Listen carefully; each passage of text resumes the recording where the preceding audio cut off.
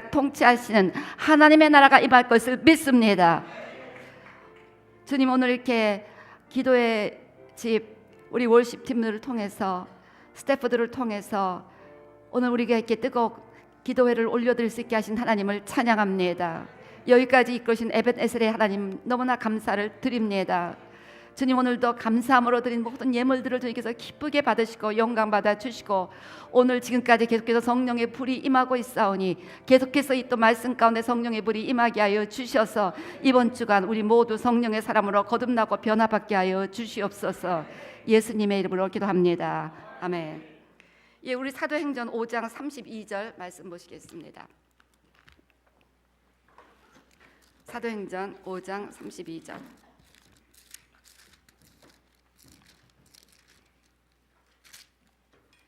한 목소리로 봉독하시겠습니다. 시작. 우리는 이 일의 증인이요 하나님이 자기에게 순종하는 사람들에게 주신 성령도 그러하니라 하더라. 아멘. 예. 여러분 너무 은혜스럽지 않았어요? 예, 우리 하나님 앞에 우리 월십팀들을 위해서 감사의 박수를 올려주시기를 바랍니다. 예, 정말 너무나 애 많이 쓰셨습니다. 예, 자, 우리가 성령의 불을 받기를 원하는데 정말 우리가 성령을 받기를 원한다면 순종의 사람이 되어야 합니다. 순종의 사람이 되어야 합니다. 허드슨 테일러가 이렇게 말합니다. 하나님은 성령님을 단지 갈망하는 사람들에게 주시지 않는다. 하나님은 성령을 위하여 단지 기도하는 자에게 주시지 않는다. 하나님은 성령 충만을 단지 사모하는 자에게 주시지 않는다. 하나님은 성령을 순복하는 자에게 주신다. 말로는 막 성령님, 성령님, 성령님 하면서 순종하지 않는 자에게 성령을 주실 수가 없다는 것입니다.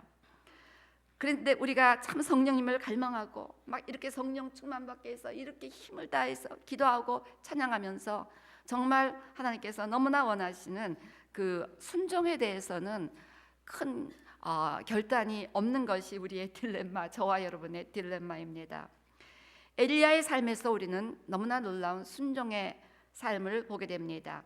엘리야는 하늘에서 불이 내리게 했고 또 이어서 하늘에서 큰 비를 내리게 해서 그렇게 3년 6개월 비가 나서 온 산천초목이 타들어가던 그 땅에 놀라운 하나님의 역사를 일으킨 인물입니다. 마지막까지 하나님과 동행하다가 죽음을 보지 않고 승천하였습니다. 변화산상에서 예수님과 대화했던 두 인물이 모세와 엘리야였습니다.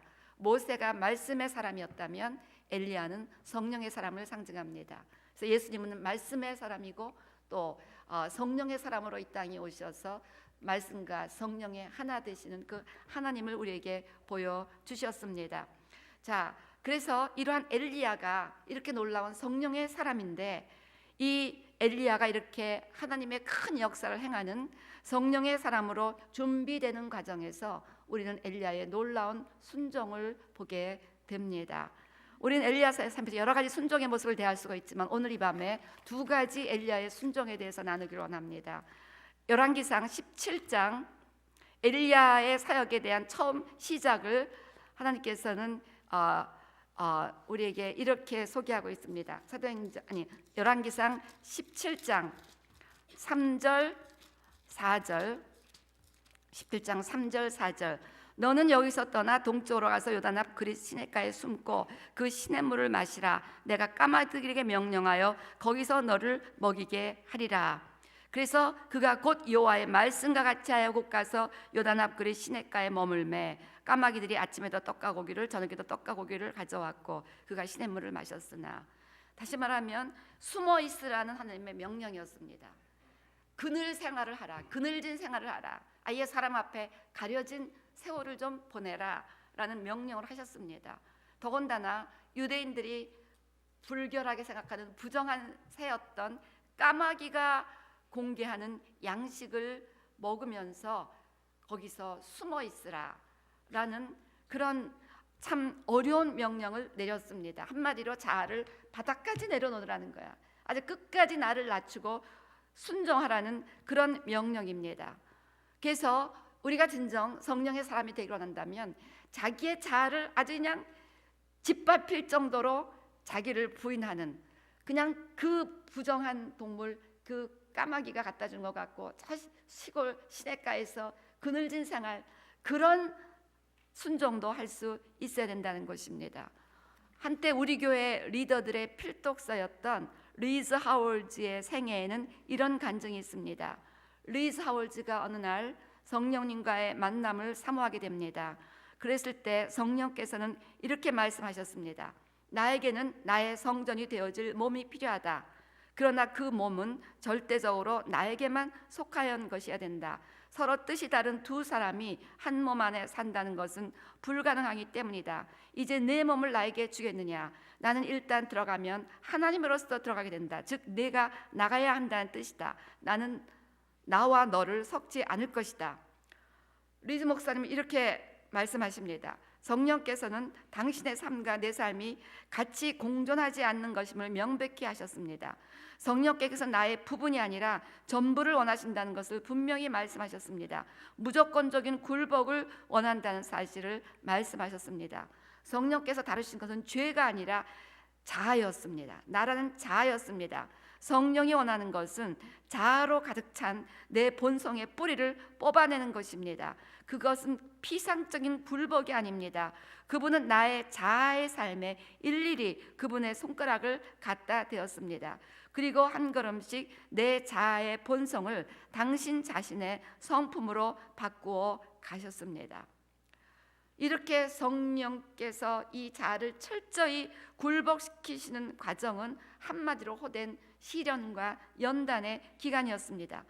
때로는 모든 물질을 거두기도 했고 숨어 있으라는 것입니다. 그늘진 생활을 한번 해보라는 것입니다. 그때도 하나님과 동행하며 기뻐 감사하는 삶을 해보라는 것, 내가 죽으면 할 수 있다는 것이죠. 철저히 주님만 의지하는 훈련도 시키셨고, 때로는 그 인간이 그렇게 연연하는 애까지 남에게 주어 키우게 하셨고, 그러면서 육신의 정을 끊어버리는 훈련도 하게 하셨고, 인간의 기본적인 자존심도 부인하고 수치감을 참아내는 훈련도 시키셨습니다.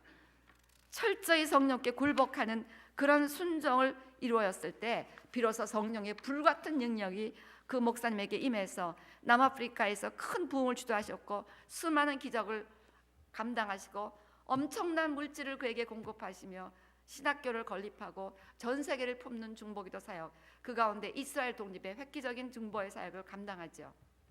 이러한 순종의 훈련 가운데 이런 예화가 그분에게 있죠. 이제 교회를 시작하게 됐습니다. 교회가 막 엄청나게 부흥 발전했는데, 교회가 막 부흥 성장 가도를 달리는데 you stop, 그거 다 내려놓고 너 같이 동역하는 동역자에게 그 교회 다 맡기고 너는 골방으로 들어가서 중보기도자로만 살아라, 이렇게 말씀하셨어요. 그래서 다 내려놓고 자기 집에 골방에 틀어박혀서 하루 종일 기도만 하는 세월을 몇 년간 보내게 됩니다. 쉽지 않은 거죠. 제가 목회를 해보니까 이게 얼마나 어려운 순종의 시험인가를 알 수가 있겠습니다. 즉 숨으라는 것입니다. 너의 자아를 한번 다 내려놓고 내가 아주 무명인간처럼 I am nobody, 그렇게 한번 살아가는 그런 우리가 순종까지 해야 하나님의 불이 임할 수가 있다는 것이죠.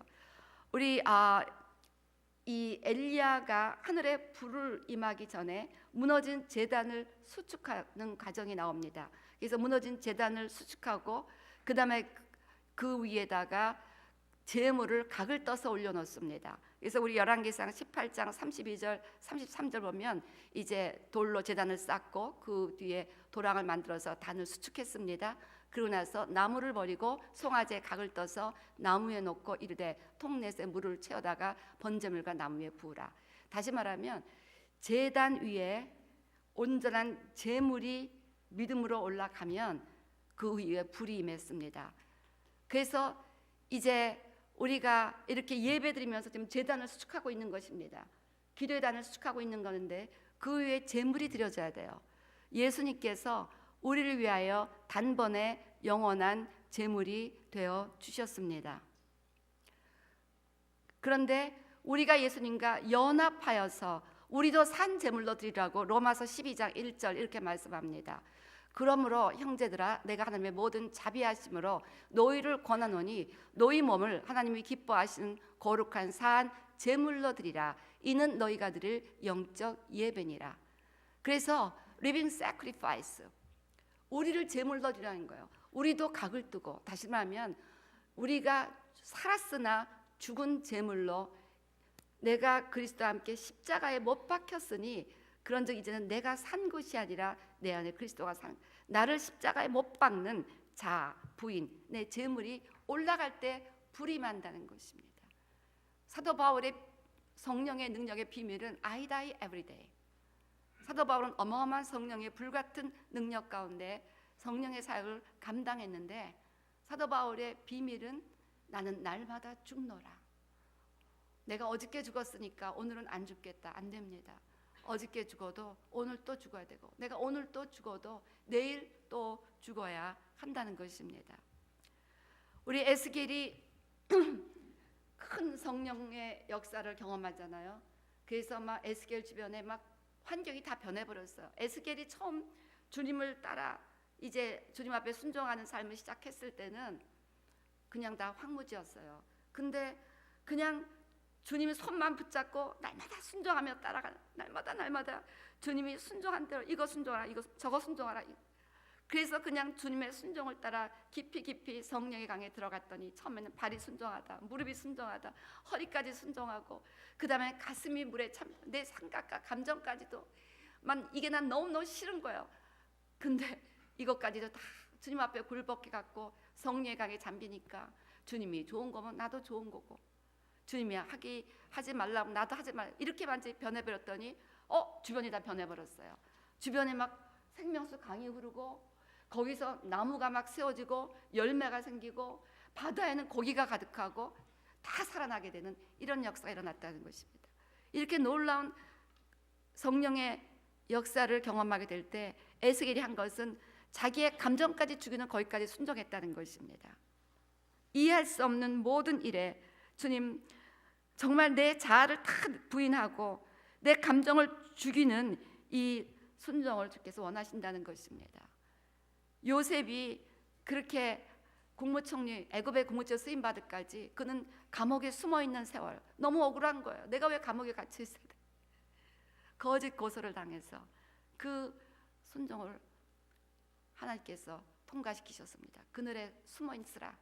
모세도 애굽의 왕자였습니다. 부족함이 없는 그 모세를 광야로 보내갖고 광야에서 40년을 무려 양치기 먹던 아무것도 모르는 노바디로, 그저 원 오브 셰퍼드로 그렇게 40년을 세웠어요. 다윗도 왕으로 기름 부음 받았는데 17년간 그대로 쫓기면서 온갖 도망자로서 수모를 당하고, 나중에는 적의 땅에 들어가서 미친 척하면서 침을 질질 흘리는, 그러면서 완전히 자기를 바닥처럼 내려놓는, 남들이 내 머리 위를 밟고 지나가나이다, 그런 시편이 나오죠. 그런 세월을 보냈다는 것입니다. 여러분, 날마다 성령의 불 받기 원하세요? 정말 받기 원하세요? 날마다 자기를 내려놓으시기 바랍니다. 날마다 자기를 죽이시기 바랍니다. 자기를 폐폐 살아있으면서 아무리 주여 해봤자 성령 안 오세요.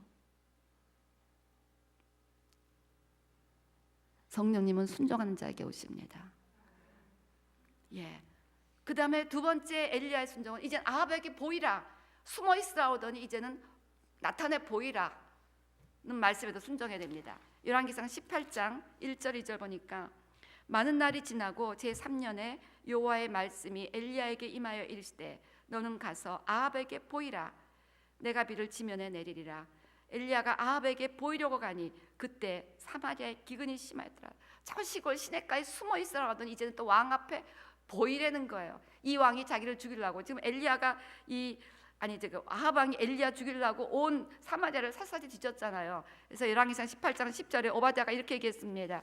당신의 하나님 여호와께서 살아계심을 두고 맹세하니 내 주께서 이 아합이 사람을 보내어 당신을 찾지 아니한 족속이나 나라가 없었는데 그들이 말하기를 엘리야가 없다면 그 나라와 그 족속으로 당신을 보지 못하였다는 맹세를 하게 하였거늘. 이렇게 아합이 엘리야 죽이려고 온 민족과 나라와 족속을 찾아 헤맸는 그 아합에게 가서 나를 죽이시오 하는 거죠. 거기 보이라는 거예요. 너 가서 복음 전하다가 너 가서 하나님 말씀 전하다가 죽을 수도 있어도 가라는 겁니다. 숨어 있어야 되는 명령에도 순종해야 되지만 이제는 죽기를 두려워하지 않고 왕 앞에도 담대히 나가서 말할 수 있는, 왕 아니라 여러분의 보스에게도, 여러분의 일하는데 보스가 있죠. 담대하게 하나님을 전할 수 있는, 또한 이제는 그러한 말씀에도 순종해야 한다는 것입니다. 엘리야는 죽으라는 것도 순종했고 이제는 일어나서 왕 앞에 가서 하나님을 전하라는, 이 하나님의 말씀을 전하라는 이것에도 순종했습니다. 이제 우리가 소금처럼 완전히, 소금은 완전히 여기 녹아서 보이지가 않잖아요. 하나도 안 보입니다. 소금이 딱 물에 넣으면 소금 안 보여요. 이제 인물은 소금 안 탔지만 소금 타면 짭짤한데 맛은 나는데 소금은 하나도 안 보여. 이렇게 우리가 완전 자기를 죽이고 보인다고 녹아면 주변에 맛을 내는 사람이 됩니다. 여러분 그룹에서 여러분이 죽어 있으면요, 그 그룹은요 굉장히 조이풀해져요. 조이풀해져요. 거기 살아있는 사람이 하나 있으면 맨날 그 그룹이 골치 아프게 되는 거예요. 여러분 이 기도의 집 스태프들 여기 다 하고 있는데 이게 아름다운 하모니어스한 월십을 올렸다는 거는 여기 있는 분들이 좀 다 하나가 됐다는 거예요. 하나가 됐다는 건 다 죽었다는 것입니다. 여기 살아서 그냥 자기가 잘났다고 막 빡빡 우겨대고 고집 부리면서 하나만 있어도 이런 월십이 나올 수가 없습니다. 그러니까 계속해서 이런 기도의 집을 올려드리려면 여기 기도의 집 스태프들 자기를 다 소금처럼 녹이시기 바랍니다. 자기가 없어야 되는 거예요. 그러면 다 평안해요. 나 죽어있는 걔가 살아있으니까 깽깽거리, 죽어있는 게 발로 걷어차고 뭐하건 뭐 가만히 있죠. 살아있으니까 아프다 뭐다 깽깽거리고 소리가 나고 시끄러운 거지. 그래서 이렇게 소금처럼 녹아있지만 일어나 소금처럼 녹아있는 사람은 절대로 하나님이 그대로 안 내버려뒀어요. 그게 참 하나님의 미스터리입니다. 그렇게 한데 죽어있는 자는 반드시 들어서 빛으로 올리십니다. 그래서 마태복음 5장 14절부터 16절, 너희는 세상의 빛이라. 산 위에 있는 동네가 숨겨지지 못할 것이요 그 안에 너희는 세상의 소금이라고 얘기하셨거든요. 13절에. 근데 이제는 완전 소금처럼 녹아 있으면 이제 하나님이 언제까지나 그렇게 숨어 있으면 안 된다. 이제 끌어내십니다. 그래서 등불을 켜서 말 위에 두지 아니하고 등경 위에 두나니 이러므로 집안 모든 사람에게 빛이니라. 많은 사람에게 비칠 수 있는 자리로 끄집어내셔서 결국 요셉이 언제까지나 감옥에 있는 게 아니라 애굽의 국무총리로, 모세가 언제까지나 그저 양이나 치는 양 목동이 아니라 이제는 200만 이스라엘을 이끄는 리더로, 다윗이 언제까지나 그냥 굴 속에 숨어있는 도망자가 아니라 끌어내서 통일 이스라엘의 왕으로 이렇게 하나님께서 세우실 때, 그때는 또한 우리는 일어나서 열심히 일어나 빛을 발하며 그렇게 최선을 다해야 됩니다. 그런데 이같이 이 빛을 발하는 게 뭐냐? 너희 빛이 사람 앞에 비치게 하여 그들로 너희 착한 행실을 보고 하늘에 계신 너희 아버지께 영광을 돌리게 하라. 착한 행실을 부지런히 하는 순종을 해야 한다는 것입니다. 이제는 하나님께서 우리가 자아가 죽었으면 하나님께서 내 신부다. 아까 아주 우리 어떤 분이 막 그 그리스도 신부 갖고 막 기도하는데 그 직전에 저는 그리스도 신부, 교회를 그리스도 신부로, 그래서 이 기도가 하나님께서 합한 기도다 내 생각을 했습니다. 예, 교회가 신부되기를 원하십니다. 오늘 그냥 너무나 신부의 모습을 보여주셨어요. 더 거룩한 신부가 되라. 예, 그래서 하나님이 이제 거룩한 신부가 돼서 막 자랑하기 원하세요. 그래서 막 신부로서 우리가 살아가야 되는 겁니다. 막 정기롭게 그 거룩한 향기를 어디다 드러내야 된다는 거예요. 예, 그래서요 이렇게 우리가 이제 막 착한 행실을 액티브하게 하면서 곳곳에 가서 하나님의 선한 역사를 드러내야 된다는 것입니다. 그래서 이제 빛이 돼서 나타나야 되는 첫 번째 사람이 시돈에 있는 사르밧 과부한테 가라. 가장 가난한 자한테 자기를 나타내기 시작했습니다. 그래서 가장 가난한 자에게 가서 이제 하나님의 그 능력을 보여줘서 그 죽어가는 그 양식이 없는 집에 양식을 공급해주고 또 죽은 아이를 살려내므로 말미암아 그 과부가 하나님 믿게, 정말 당신 보니까 하나님이 살아계시구나 하나님 믿게 했습니다. 그 다음에 왕 앞에 세워서 아합으로 하여금 큰 비를 통해서 하나님이 살아계심을 또 이제 증거하게 하십니다. 하나님께서 이제 드러내서 사용하실 때, 그래서 우리를 드러내서 사용하실 때 가장 이름 없는 가장 작은 자에게 가서 복음 전하고 착한 행실로 살려라 하실 수도 있고, 지체 높은 사람한테 가서 그렇게 할 수도 있습니다. Either way 하나님 보시기 다 똑같은 겁니다. 우리는 가난한 과부에게 보내든 저 임금에게 보내든 둘 다 똑같이 순종하며 가서 거기서 하나님의 착한 행실, 하나님의 이름으로 착한 행실을 하면서 그들의 필요를 채워주고 그렇게 함으로 우리가 믿는 예수 그리스도를 전해야 될 줄로 믿습니다. 그래서 우리가 어디 있든지 이사야 60장 1절 말씀처럼 일어나 빛을 발하면서 하나님의 영광을 보여주어야 된다는 것입니다. 일어나라, 빛을 발하라. 그래서 이 빛은 우리의 착한 행실이라는 거예요. 그래서 예수 그리스도 이름으로 이렇게 사르밧 가보에 가서 그 양식을 공급해주고 애를 살려주고 또 그 아방한테 가서 이 기근 때문에 완전히 지금 패닉이 되니 왕 앞에 가서 큰 비를 주리이다. 그래서 큰 비의 역사를 일으키는 이런 놀라움의 영광을 우리가 착한 행실을 통해서 곳곳마다 하는 이 순종을 해야 된다는 것입니다. 그래서 죽으라는 순종도 하시고 옆에 있는 사람에게 적극적으로 선한 행실을 하라는 이것도 우리가 순종해야 된다는 거예요. 아멘. 예. 자, 그래서 이렇게 우리가 철저하게 순종했을 때 그 결과가 무엇입니까? 엘리야가 이 수무라는 순종, 나타나는 순종을 다 했을 때 과부에도 나타나고 왕 앞에도 나타나라. 과부한테, 이 가난한 과부한테가 내가 가서 뭘 한다고 거기 갑니까? 얼마든지 불순종할 수 있었습니다. 이 왕이 나 죽일 텐데 왜 거기 가는지 얼마든지 불순종할 수 있었어요. 저 같았으면 순종 못했을 것 같아요. 그러니까 저는 승천은 못할 것 같아요. 하나님의 은혜로 예수님 그때 오시면 들림은 받을 수 있지만 anyway, 정말 이렇게 여러분이 성령의 불을 받고 난다면 이렇게 순종하시기를 바랍니다.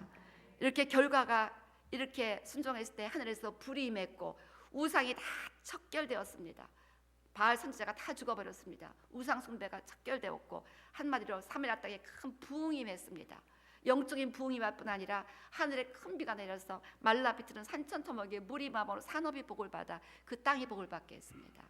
내가 이 땅을 고칠지라. 내 이름으로부터 내 백성이 그 악한 길에서 떠나 내 얼굴을 구하며 기도하면 내가 하늘에서 듣고 그 죄를 사하고 그 땅을 고칠지라.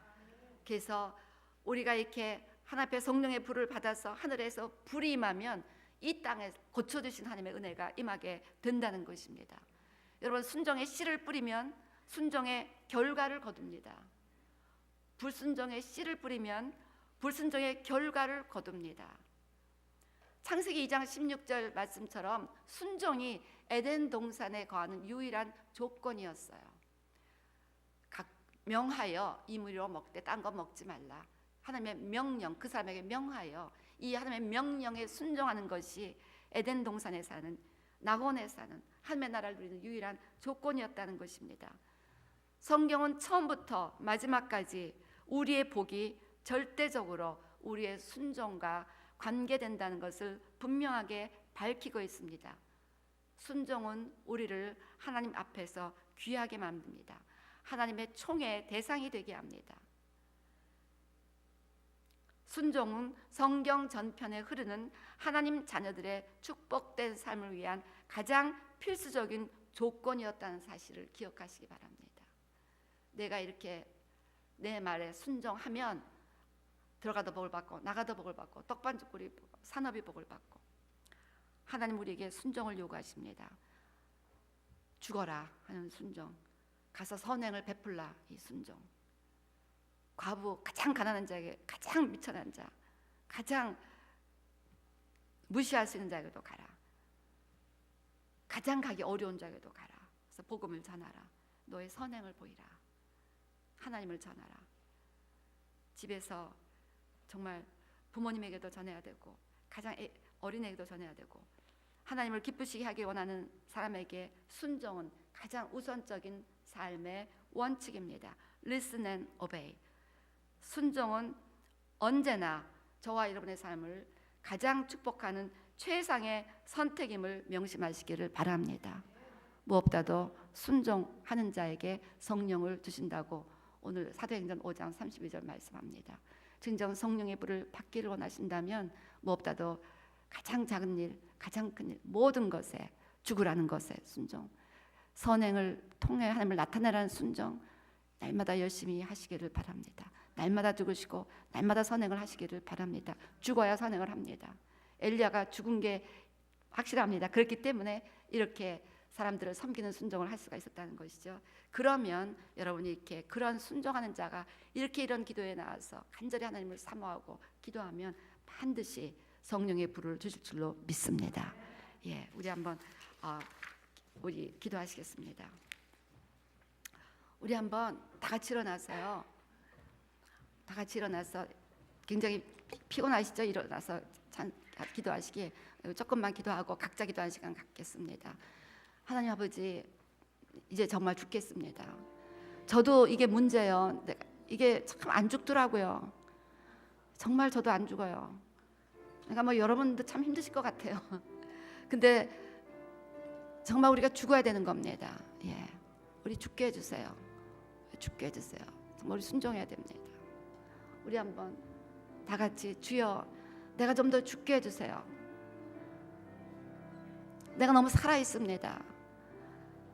날마다 나를 죽게 해주세요. 그리고 하나님 아버지, 날마다 하나님이 원하시는 선행을 하게 해주세요. 액티브리 가서 하나님을 드러내는 선행을 하게. 오늘 내가 섬겨야 될 자 누군데 오늘 내가 섬기지 못한 거 회개하시기 바랍니다. 오늘 내가 선행으로 하나님을 전해야 될 자 가지 못한 거 회개하시기 바랍니다. 오늘 내가 또 죽었어야 되는데 죽지 못한 것 한번 회개하시기 바랍니다. 우리 한번 주여 한번 하시고 정말 순종하게 해주세요. 통성으로 기도합시다. 주여, 아버지 하나님, 정말 우리가 너무나 죽지 못하고 있습니다. 아버지, 정말 우리가 너무나 죽지 못하고 있습니다. 아버지 하나님, 오늘 우리가 정말 하나님 더 죽기를 원합니다. 아버지, 순종의 사람이 되게 하여 주시옵소서. 순종의 사람이 되게 하여 주기를 간절히 바라고 남나이다. 아버지 하나님, 아버지 하나님이여 주님, 아버지 하나님.